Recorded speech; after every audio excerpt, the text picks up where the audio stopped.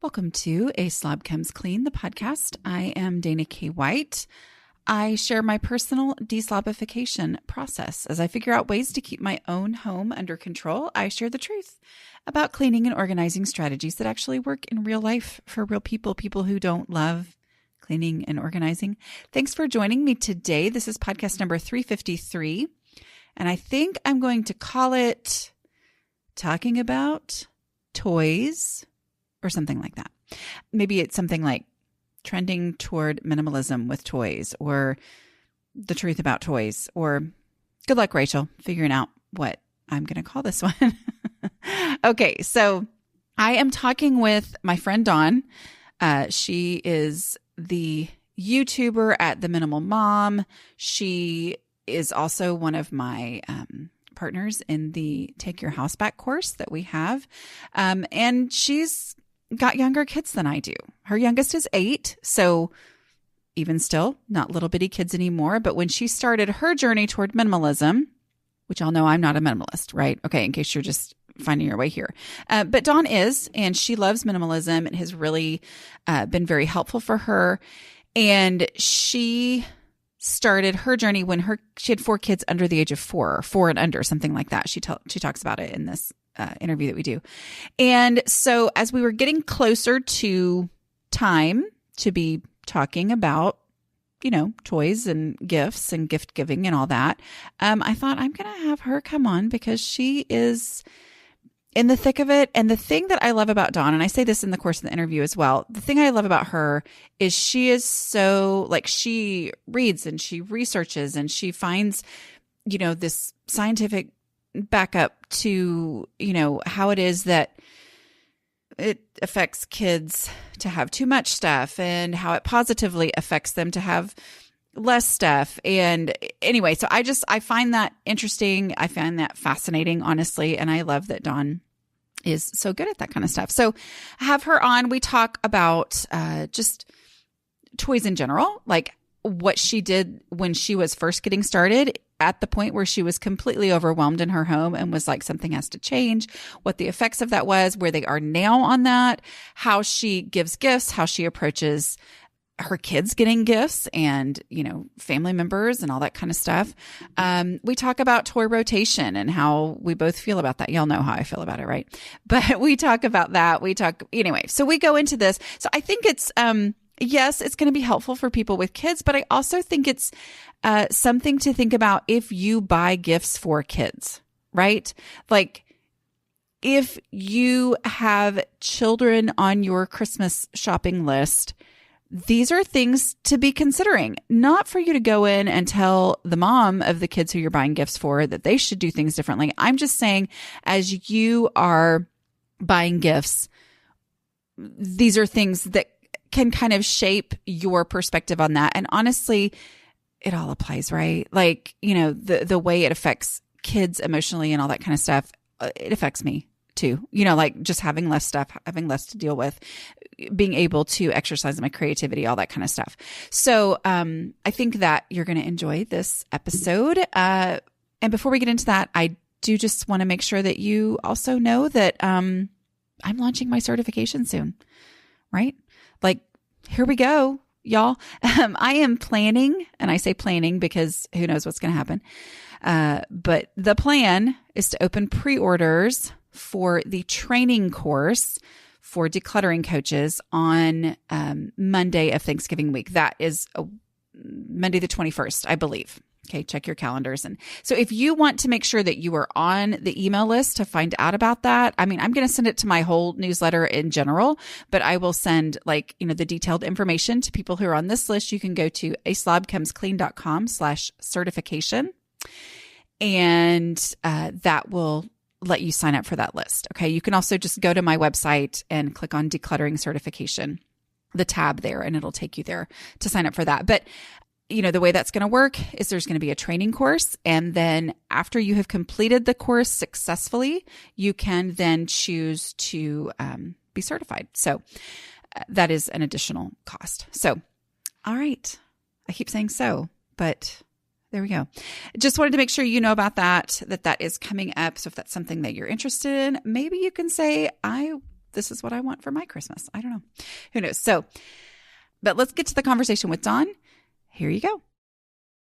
Hey, Dawn. We're talking again. I feel like we talk a lot, but it's always fun.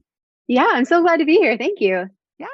So I've asked you to come on because we're going to talk about toys because this is Christmas time and people like to talk about toys. And I am just mostly glad that we're kind of out of that phase in my family. I mean, obviously I miss when they were little sometimes, but not all the time. It is. I mean, like, I'm kind of like, there will come a time where toys are not an issue anymore, which is super lovely. But you are in the thick of it. How old are your kids? Well, I know. I feel like we're moving out of it too now. Our kids are 8 through 13. Our oldest just turned 13. So now we have a teenager. And there are those days where like picking up toys was easier than navigating this season, whatever this is, right? Whatever this is. The toys get easier. That's all I'll say. That's true. Yeah. The other stuff, nah. But let's focus on how lovely it is to not have as many toys. Okay, so 8 through 13, and is your 8-year-old still playing with toys as much, or is it just?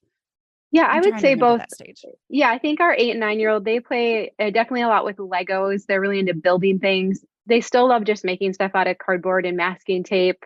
Tom's been teaching him how to make like some wood cars and stuff in the garage. So they anything they can create with, they definitely still like playing with. That's awesome. So tell everybody, those of people who might not know, Dawn and I, along with Cass from Clutterbug, have a course that people love, and we love too. We're really proud of it. But that's not what we're here to talk about today. But people who know you from that will know that minimalism is your passion, but you do it in a very practical, accessible way. But tell us a little bit about your minimalism journey, specifically in relationship to toys, because I think that's where, I always advise that, and you advise the same thing, start with your own stuff, as you're decluttering, especially if you're overwhelmed. But then it's like, but toys are technically my kids' things, and yet I'm the one who brought them in. So what is kind of the basic overview of your journey with toys and minimalism? Yeah, I think toys kind of fall into a gray area because when they were really little, I saw them as part of my domain. And then as they get older, they get stuff for gifts, they start buying stuff. So we can talk about that in a minute. But I mean, basically, my journey started when we had 4 kids ages 4 and under. And I was a stay-at-home mom. I got to be a stay-at-home mom. I knew other moms who wanted to stay home. And so I thought, I should feel so fortunate. I am living the dream, right? This is what I always wanted. And I would just look around at all the toys on the floor, all the dishes on the counter, all the laundry piled up. And I would just think like, I could pick these up and then I'm just going to have to pick it up again tomorrow and the next day. And so a lot of days, honestly, I'm not proud of this, right? But I was just like, I'm just going to leave all the toys on the floor because who cares, And then you like flip to the other side and you're like, I'm such a bad mom. My kids deserve to have a clean environment. My husband deserves to come home to a tidy house at the end of the day. And I just like vacillated back and forth between, I don't give a whatever. And, if Tom wanted to pick them up, he can pick them up, and then feeling really guilty. So no one was winning at that point. Right. And then I came across a podcast. It was Joshua Becker, who's a well-known minimalist. And he said, did you know you don't have to have all of this stuff? And I thought, what? Like, no, I just have all the stuff that you have when you have 4 kids. But it intrigued me. And so I started Googling minimalism, learning more about it. And honestly, what I learned about toys in particular was fascinating. That really, and I'm going to share some information. You do with it what you would like, right? Anyone listening, like, I'm just going to share some stuff. And if any of it clicks or resonates, then use it. If not, just be like, well, that was nice. Well, I want you to, because this is your unique gift, I think. Like I talk about stuff based on this is what's working, blah, blah, blah. And I'm like, I love that you are so good at finding the research and finding these things that just make me go, oh, okay. And so lay it on us. We want to hear it. Okay. So what I found is that kids don't need toys to be creative or imaginative. And in fact, where we've gotten this idea of kids having toys as they're growing up is really from marketing and toy manufacturers trying to sell us things. And so kids really just need their imagination. And I think this might actually resonate with you because you might be thinking, well, yeah, I watch my kids. They have this full room of toys and they're never content. They're never fully engaged or occupied. They do this thing where they bounce from toy to toy to toy. And then they come to me and say, Mom, I'm bored. And they want me to help facilitate their play. And they never fully get engaged in play. And what I found was that when we highly simplified our toys, we went down to, we had those like IKEA bins, and we had some Legos, some blocks, a few cars, and a few baby dolls. But we got rid of most of the other stuff. All of a sudden, my kids could occupy themselves. They would play for hours on end. They wouldn't fight with each other so much. And they just, overall, they seemed really content. They just seemed like happy kids instead of these like crabby, whiny beings that were in my house before. It was like, what? I got rid of toys, which felt so wrong. I thought all the other moms are going to judge me. And now they're happy and they're content and they're being creative. And they're, most importantly, they're not bothering me every 10 minutes to try and figure out something to do with them. How extreme did you go and how quickly did you go extreme? Yeah. So if you would imagine like maybe 2 or 3 Rubbermaid totes, like the normal big size ones, you could have fit all their toys into there very easily, probably with space.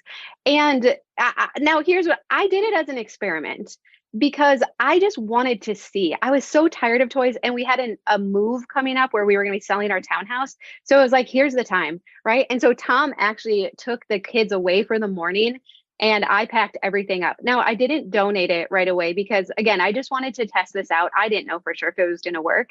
But the kids walked into the family room where that's where all their toys had been in the past. They loved it. Maggie, she was like 4 at the time. She's like, I can dance in here. I can do gymnastics. Not a single child asked where anything was. And they just found something to play with and started playing. And I was prepared, like, they were kind of young at the time. If you have older kids, there might be like, well, where's this? Where's that? And I was like, it's in a box. It's in the garage. It's safe. If you want me to pull anything back out, just tell me the item and I will go get it. Like, I was already geared up and prepared for it. They didn't even ask for a single thing back. So when you said 3 big Rubbermaid totes, that's how many toys you had when you started, or that's how many toys you packed ended up? With. Like, not big totes, just the regular size ones, okay. Like we store stuff in. Yeah. For 4 kids. Yeah. Mm-hmm. Okay. So 3 of those regular size storage totes. Mm-hmm. I mean, I think we're all picturing the same thing. There are really big ones. Yeah, not like when you put your Christmas tree in or something like that, But they're regular. Okay. And that's what you ended with. That's what you ended with that gave you the play space, which is always my big thing that I saw with my kids. As I decluttered, it was like, okay, what they needed more was play space. They didn't need play stuff. They wanted a place to play. So how many toys would you say were left in the room when they came home that day? Yeah. So, it's hard to put a number on it. It was what I really wanted to go down to were like what they call the open-ended toys. So the things that encourage imagination that don't just do it for them. So it's like the blocks, the Legos, the Magnetiles, a few baby dolls. But I packed away like the doll house and the crib. And because what I found was that it's like what we did when we were growing up. They make a bed out of a couch pillow. They make a blanket out of a dish towel. Like they're so creative, and we're the ones that are saying, no, you need the dream house and you need the little crib for them and the cradle and the stroller and all these things. Right. And so they didn't even need all of the stuff that went with them. They just literally needed the doll, and they figured everything else out from there. Yeah. I was very jealous of Dina and Delisa, some twins who had a Barbie dream house with an elevator. And I very much remember being jealous of that. And yet I look back and I'm like, I had so much fun. I had child encyclopedias, and I would set them up on the floor. I did look through them occasionally, but like I would set them up on the floor to create rooms Yeah. to make my own Mm-hmm. Barbie dream house. And so it's like, I think part of that is where it comes from. I mean, I got my daughter a Barbie dream house because I was like, I wanted that. That was the coolest thing ever. And I got it for her. And I'm not saying I shouldn't have. I'm not saying I regret it. I mean, she loved it for a long time, but it's like that want I had as a child then created the creativity, and yes, I enjoyed the creativity. So yes. okay. And if your daughter or your kids play with their Barbie dream house every single day, then keep it. I mean, anything they are using all of the time, but I don't know what, 95% of the toys they don't play with anymore. And here's the other thing that's so cool though. So when we highly simplified our toys, our kids are becoming more creative. It's like a fight over Amazon boxes and recycling now around our house. They love making their own things.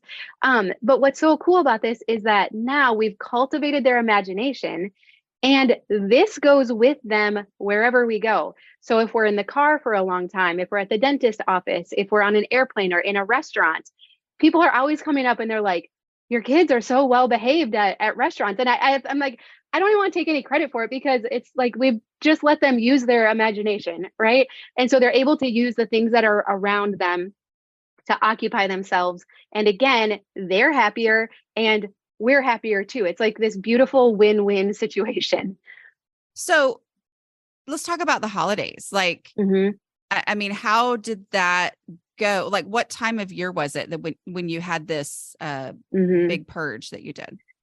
Yeah, so this was summer, and I worried about the birthdays and the Christmas that was coming up. And so I did my best to shape what the gifts were going to be coming in. So I would recommend like consumable gifts like craft supplies and Play-Doh and bubble bath. For some relatives, I'll recommend experiences, but others, I don't know. I just don't necessarily want them spending time with my kids or whatever, or they're kind of expensive or whatever. So consumable gifts are a great alternative. I know everyone's like, give experiences. But here's what I had to learn. It took several years for my family to fully understand what it was I was trying to get at. They still, I mean, it felt like I had one set of relatives that had a contest to see who could get my kids the biggest, most obnoxious gift, right? Here's the thing. I think they actually were having a contest. No, I fully believe. Yes, you're right, Dana. I mean, like, yes. for real. Like, I've had conversations before where it was like, this is what I'm getting them, and this is what I'm getting them. And I'm like, yeah, it's a contest, and it's kind of a fun contest. But anyway. Yes. Yeah. For them. Yeah. Yeah. And so here's what I had to realize though. The hard part about that was that this relative would give this huge gift, and the children's reaction was awesome. They're like, this is the best ever. My relative did not see 2 days later when they weren't playing with it anymore and couldn't care less about it, right? So I had to remember, they don't know. Like, they don't know the journey I've been on, what I'm trying to do, what I've learned about kids and toys. So I had to realize that I can do my best to shape this, give ideas and all that. But at the end of the day, most often there's still gonna be stuff coming in. And I just have to have a system then for after the birthdays and after the holidays, what do we do? So my kids know now, we just make a pass through the toys. And honestly, Dana, sometimes we are donating brand new toys that they just got because they just know I'm not going to play with it. I don't like it as much as the other thing I got. And so it's a good process though to go through with our kids, because they, I talk about everything in our house being inventory that we have to manage. They have to learn how to manage inventory too. This is going to be the same thing they're going to have in their house as they get older. And so sometimes it's a little stressful. It's a little awkward. There might be tears in the beginning, but now we've been doing this many years. It is just part of our holiday routine now. It's not a big deal. And often the kids are bringing stuff to me saying, here, mom, put this in the donation box. Yeah. Do you feel like your relatives have adjusted, or have some of them just dug their heels in and said, no, I'm going to get them when I want to get them? Yeah, we have some of both. And I know too, there's been things we've donated and the relative comes over and I know they're looking for it. They'll sometimes ask the child about it. And then what does the kid say? Oh, mom donated that, right? And so I'm not saying that there's been no cost to this or that it's just been this super smooth process. My relatives are the same as yours. They, often they don't even say something to me, right? They say it to my mom or to my other aunt or, and then it gets back to you through the grapevine. That stinks, right? Like we wish it wasn't like that. But at the end of the day, my house feels so much better. I think my kids are a little happier and more content. And so I just have to protect that and not worry so much about what they're thinking. Yeah. I think that's something I appreciate about you is we don't pretend like this is not going to be hard. Like it's Yeah. going to be hard, like it is. Mm-hmm. And also it took people time to get to know you and what they thought that you would want. And now you've Yeah. changed and Mm-hmm. it's going to take time Yeah. for them to readjust for that. So, Yep. what would you say? And you kind of mentioned, your kids are willing to give up stuff, and you don't have to answer this if you don't want to, because I know I don't like to put words in my kid's mouth either. But what would you guess your kids would say their philosophy is on toys at this point? Yeah, I would say they recognize that they're for a season and we can enjoy things for a season and a time. And then once we're not using it or enjoying it anymore, then let's pass it on to someone else that can make use of it. And so we talk about that a lot because I know a lot of parents have a hard time with like toys their kids have outgrown. And a lot of times you'll look around your playroom or their bedroom and there's a lot of stuff they're not playing with because they've outgrown it, but we have attachment to that, right? And so I don't want to put that onto my kids. And so that's where we have memory boxes, and we talk about this a ton in Take Your House Back, and we help you through this process. But if it's so special to me, it goes in my memory box. If it's so special to them, it goes into their memory box, and that's totally fine, right? We keep the really special stuff, but the rest of it, then it's okay. I'm just not enjoying this anymore, and that's okay. So let's pass it on to someone else who can. How do you approach holiday giving to other kids, like Mm-hmm. in your family that aren't your kids? Yeah, we love to give anything that kids can do. So we came up with inventors boxes a couple years ago. And so we just fill like a small Rubbermaid container with like tons of masking tape and craft supplies and things that kids can make stuff out of. I love like kinetic sand and magnetiles. And so we just try to give stuff like that. But if you're listening and you are a grandma or an aunt or someone, ask the mom, say, I really want to give something that they can use and that you'll not mind having in your house. Like, give me some ideas, because most moms want to give ideas, but they just don't always know if it's okay or not. That's very true. Very true. And Dana, can we talk for a minute too? Like, if you have kids, I know we hear this too, where you're like, my child is attached to everything. They remember everything. So why don't we talk about a couple tactics for that as well? So especially like I said, when they get a little bit older and it's kind of a mixture of toys, maybe they've spent their own money on it, they've gotten as gifts. So it's more their own toys. When they're a baby, it's different.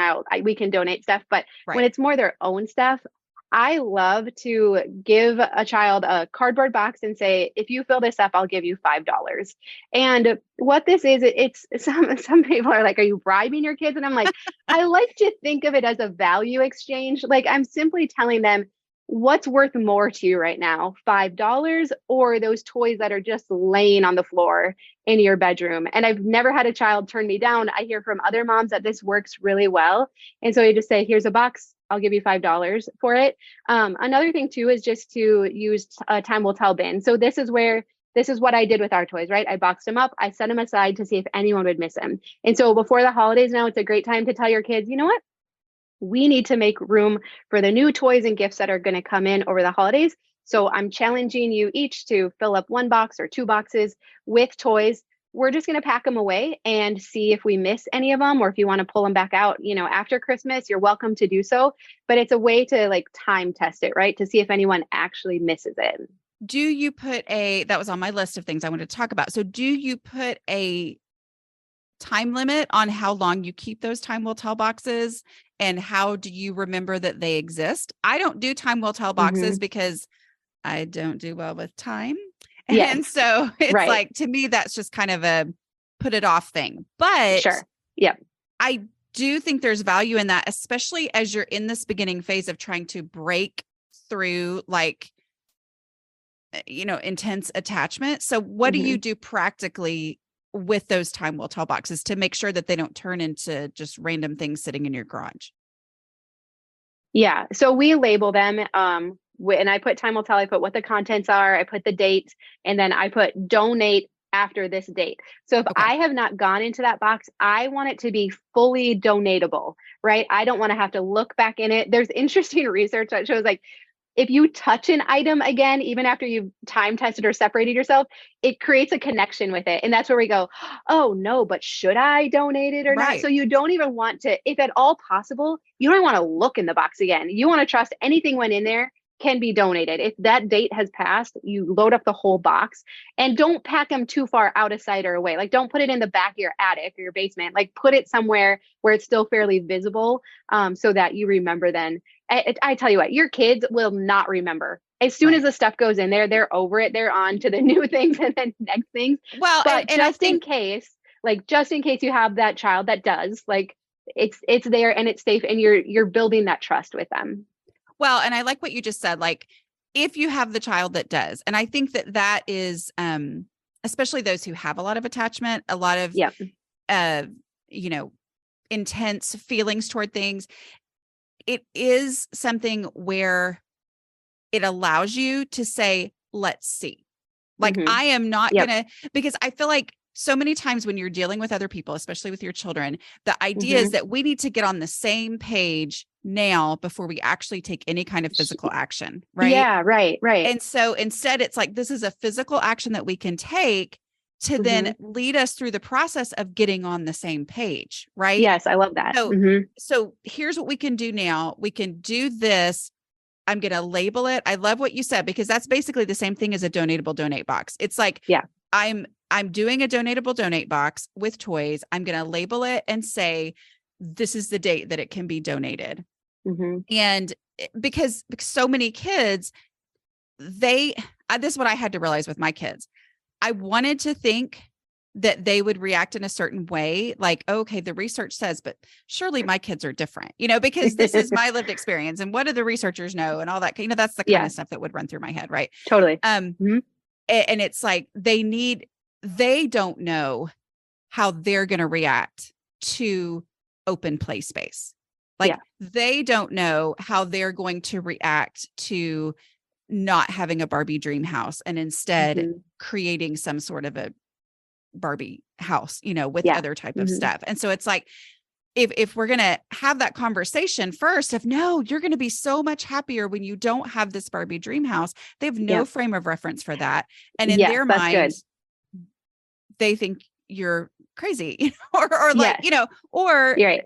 so it's the go ahead and do Mm-hmm. to make both you and your child willing and ready to keep going. Yeah. And a lot of times then the question comes up that, people ask me like, okay, you have very few toys.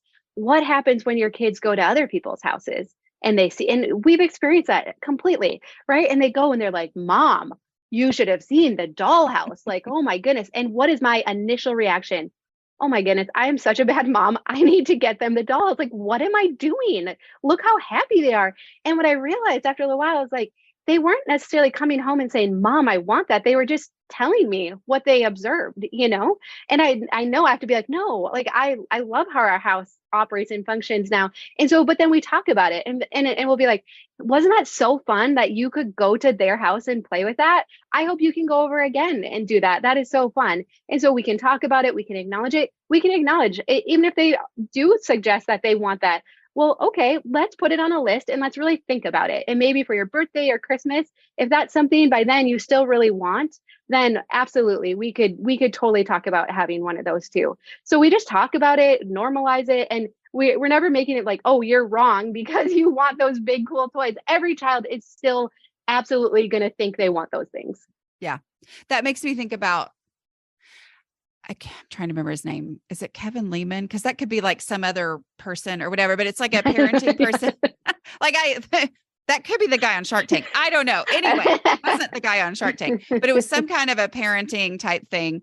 Mm-hmm. And my kids were little and I remember listening to him and he said something about like, when your kid comes to you and says, I really want a horse. Like that's the one thing I want in my life is a horse. He's like, you don't have to be like, we can't have a horse. We live in an apartment in New York City. Like he's like, just engage and be like, oh my word, that would be so cool to have a horse. You know? And totally. Then talk about, well, it could live in this room and blah, blah, blah, because it's the imagination. That's what they're doing. And your kid first of all, they can't personally go out and buy a horse anyway. Right. Yes. Grandma might though. Be careful. My mom said I could have one. She didn't say no, Grandma. but really though, I remember that. Yeah. And I can remember having a conversation with my son while I was cutting his hair, and he was talking about, I wish we could have this. And I was like, my first reaction was like, we can't do that because this and this. And I was like, no, I'm just going to engage. And we had the most fun conversation that we still sometimes refer back to, you know? So that's really, really good advice on that. And so, well, can we talk then about like, what might this Christmas look like, right? If you're like, okay, well, normally I just get my kid a bunch of toys for Christmas.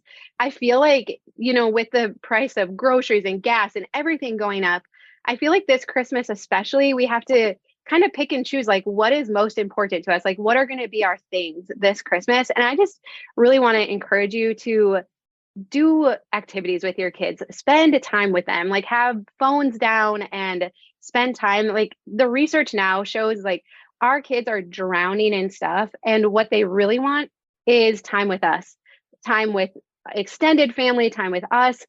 They cherish that so much. And that is going to be what they're going to remember. I'm not saying we don't get them any gifts. I'm just saying, especially if you're feeling like financially burdened this year, it is okay to scale back on the gifts and really focus on, you know, baking together, reading Christmas stories together, just those inexpensive things that we can do together with our kids. Yeah. Yeah. Love it. Okay. Let's talk about, I know people like to talk about toy rotation when they talk about toys. My experience was with that long before I ever started actually, you know, like getting my house under control, was that I packed up a bunch of toys and put them in a closet and forgot about them completely until we moved a couple years later. I mean, like, so that's why I'm always like, other people do that. They've probably got advice. What are your feelings on toy rotation? You know, I don't. I've never have because it's too much for me to manage too. Yeah. I wasn't organized enough with that. I had followed another mom on Instagram who was a minimalist and she rotated toys. And I'm like, oh, maybe I should do that, you know? And then a few months in, she did a post. She's like, I'm not rotating toys anymore. She was like, they don't care. And so I think if you enjoy doing that, if you do think it's helpful for your kids, I think that's great. I know like our daycare lady used to do it and the kids, I think they enjoyed it. Right. But you don't have to. If it's too much for you, then don't worry about it. So what about your daily management? I just thought of this when you're talking about using a couch pillow or a, couch pillow as a bed or a towel as a blanket. Like, what is your daily management of that, or was when they were little and doing stuff like that? Yeah. So I always wanted to have the right amount of toys for the age and stage they were, that they could clean everything up on their own. And so at meal times, then we would try to pick everything up. And if it was like, oh, we're having stinky attitudes while we're doing it, they're not able to do it. I mean, I would help too. But if it kind of felt like, oh, this is becoming a really big chore, then it was like, okay, I think the toy level has crept up again. And now we need to pare down a little bit more so that at any age, your kids aren't overwhelmed by it, right? Like ideally we get to a point where they can start to like manage their bedrooms on their own. Does not mean they're not going to grumble about it, but that it doesn't have to be an all day event or all weekend event for them to be able to maintain their room. Because again, what we're going for is for them to have peaceful spaces where they can be creative, where they can relax, when they can unwind. You know, we feel the pressures of living in a really chaotic and noisy world. Our kids actually feel that too. So it's really nice for them to have a place to come home to that is quiet and peaceful. Now, again, I'm not trying to overwhelm you or guilt you and say, if your house is at all cluttered now, you're a bad mom. I'm not saying that in any way. I think it just kind of paints a picture of what we might want to work towards and what the benefits would be. Right. So let's talk about, do your kids share rooms? Yep. Our two daughters share a room and our two sons share a room. How do you manage, how did you, when they had toys, a lot of toys or just toys at all? How did you manage shared rooms? So we actually didn't keep toys in the bedrooms. It was only in our family room, which I really liked. The only exceptions were if they got something for a gift or something that was more special that they didn't want like their younger siblings getting into or playing with, then they might keep a couple things in their room. But mostly we actually kept the toys out of there. I just found it easier for bedtime and nap time for them not to have toys in there. So when you say family room, is that a separate room from your living room? I know different areas of the country call it Good different question. things. Yeah. Yeah. So we had a separate living room and family room. So that's like where the TV was and movies and then the toys. So that worked well. I mean, as they've gotten older, they have some toys in their rooms now. But again, I really try to make sure it's a reasonable amount for them and the stage they're in right now. Okay. Do you still do quarantine boxes with toys? That's a good question. We don't have to anymore. You know, you get to a point where you realize, like, oh, we were just donating all of that stuff Yeah. anyways. So we can actually skip that step now. The kids are very good about it. And we do have like one child in particular that is much more attached to his stuff. And so he has like his own like project bins and stuff. So he has more storage than the other kids because he has a harder time. Like we have some that'll like literally create something and then walk over to the garbage can and throw it away, right? Like we have the full gamut. And so for him, so we don't have to do the same thing for every child. But for the one that's more attached, we just have a couple project bins for him, and he'll put little toys from the dollar store. He'll put things that he creates. He just knows like those are his safe spots where he can put things. And again, we're using the container concept, right? Dana, Mhm. like this very much was inspired by you of like, you can definitely keep your most special stuff. We just can't keep everything. Right. Do you have a designated workspace since you said that making things is their number one thing now? Yeah, so our daughters, girls, they have desks in our kind of main living area. We didn't have our house is small, so ideally I would have one for each of them, but we didn't have room for our two youngest. So they create either at the coffee table in our living room or at the kitchen counter. So they kind of float around, but they don't care. They're as long as they're creating, they're happy and they'll do it wherever. Is it generally something that can be cleaned up at the end of the time? Or Yes. what if they have some kind of a big project they're working on? Yes. So most of it can get cleaned up, but if they have something big they're working on, they can bring it to their bedroom or put it in some other areas that we have where, but again, I know some parents too, they're like, okay, they make these creations and then they don't want to get rid of them. And so again, if we have some kind of boundary or container or limit like it, they have to fit in this space. And then, once that space is filling up, we look for the older ones and we let those go. And so we just talk this through. We communicate with them. We tell them we can't keep everything, but we can keep the really cool ones. And I think it just might take a few times of doing it. So if initially your child pushes back, just keep talking about it, keep having the conversation. Talk about it when you're doing your own stuff too, so that they hear that you have to go through that same process and you're also willing to get rid of stuff that you're not using anymore. That's good. Let's talk Yeah. about Legos. Because I honestly, I don't think any of my kids were major Lego people anyway. I never Hmm. was, but it's a little bit of maybe a regret of mine. Like I sometimes think, what if they would have been Lego people, but I could not handle them. They were over my Yes. clutter threshold. And so you said your Hmm. kids like Legos. How do you deal with that? Do they do the big box projects? Do they do what do you do with finished creations? Yes. Good questions. So I had to remind myself that it's still inventory that I have to manage and they have to manage. So we decided that we couldn't keep out every Lego they ever get because it was ridiculous. And so if they have a special creation, like if they make something and they don't want to dismantle it, they have a spot in their bedroom where they can display that. And so again, it's helpful to kind of limit maybe what space is available for display. And then beyond that, the Legos they're currently using has to fit in two containers that we have. And so they play for multiple hours a day with Legos with two small containers. And so your children don't need a lot to still be fully occupied and engaged in it. In fact, I think they sometimes get overwhelmed by it, but they don't know how to communicate that to us, right? It comes out as whining and complaining and not picking it up. So again, paring it down, which means you might, time will tell some bins of Legos, just let them have some stuff to play with. And I think they will be totally fine and creative.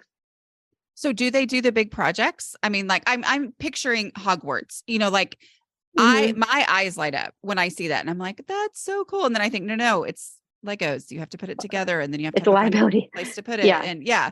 So Yeah. They haven't done any really big ones. So no, not that huge yet, but they have some like a tractor and stuff that then they put in their room and that they don't want to, and no one can touch it, Yeah. So do they one in, one out then if they have another thing that they tackle at Yes, some point after and a want to do while, that? then they usually want to dismantle them and play with the pieces. So, Okay. so we have a limited space for where they can display them. Okay. All right. Well, this has been a lot of fun. Thank you so much. Is there anything Yeah. else that you think we should talk about that has to do with toys that we didn't cover? Yeah, I think, just remembering the role marketing plays, especially this time of year. And Mhm. so, but that what our kids, they don't need toys to be creative. They just need their imagination. And that's such a gift we can give to them as just the space in the room to use their Mhm. imagination. Yeah. What about outside toys? We didn't talk about that. Yeah, we have very little for outside stuff. They have bikes, and I did when they were a little bit littler, have like outdoor kitchen where you just give them some old like pots and pans. They loved that.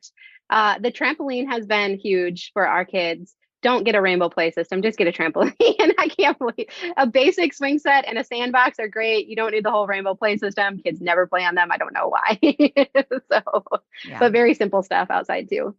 Yeah. I think so many times it's what I wanted. Like what I would Yes. see the big thing Yes. and it would be like, oh, I can envision this, and this Yes. happening. But those Yes. same things would happen even without that kind of stuff. Exactly. Yeah. Okay. So tell us more about what you've been working on lately and what you have going on. We do have the Take Your House Back course, which will likely, I believe, be going on hmm sale soon for Yeah. Black Friday. So, hmm but it's worth the full price. I mean, people are changing their Absolutely. house. Yeah, that's at Oh, yeah. takeyourhouseback.com. Yeah, Worth but every penny. it is. hmm So, what else have you been working on? So my twin sister Diana and I just finished a devotional called Decluttering by Faith. And so it was actually kind of fun to tie together what the Bible has to say about all of this stuff. And again, I think, sometimes we can think from a faith perspective. I know we don't all share the same faith, but that it's this very judgmental, like, don't have idols, don't put this stuff before God. But it's amazing how when you actually like really dig into it, it is this invitation to just let go of stuff because it's not the point. It's not bringing happiness. And how, I mean, this has been my last 8 years, how as we let the stuff go, there's so much peace and freedom and contentment that comes. And it is the exact opposite of what we would expect, right? Because marketing says, just get the thing to fix your problem and then everything will be better. And what we're finding is let the stuff go, free up the mental space that stuff is taking up. And that's where the contentment and peace is really found. And so it's a 12-week devotional. And then each week has 5 devotionals. And then at the end is like a decluttering goal to go along with it. So we tried to kind of tie the spiritual with the practical. And then we also have a 6-week video series that goes along with it. So if any women want to do like a group study around it, get some friends together or friends from church, then there's a 6-week study that goes along with it too. So we have that on pre-order sale right now. And then the price goes down if you order more. The price goes down too if you do want to do a study with it. That's awesome. And then you can be found all the time at The Minimal Mom, right? On YouTube. Yes. That's where we spend most of our time. Yes. Love it. Well, thanks so much for coming on. And I think that I mean, it's one of those things that is a consistent stressor. Yeah. And can feel completely hopeless and overwhelming Yes. to the overwhelmed mom, which I mean, we both were Absolutely. at that point. Yes. For Absolutely. sure. And we both changed our houses by changing our, relationship with toys. And so yeah. that's key. Okay. I hope y'all loved that conversation with Dawn. I appreciated her coming on. I did want to just one more time remind you, if you want to make sure that you get in on the pre-ordering of the training course for decluttering coaches that I'm launching soon, go to aslobcomesclean.com/certification or just click on the decluttering certification tab on my site, aslobcomesclean.com. All right. I will talk to y'all next week. Bye.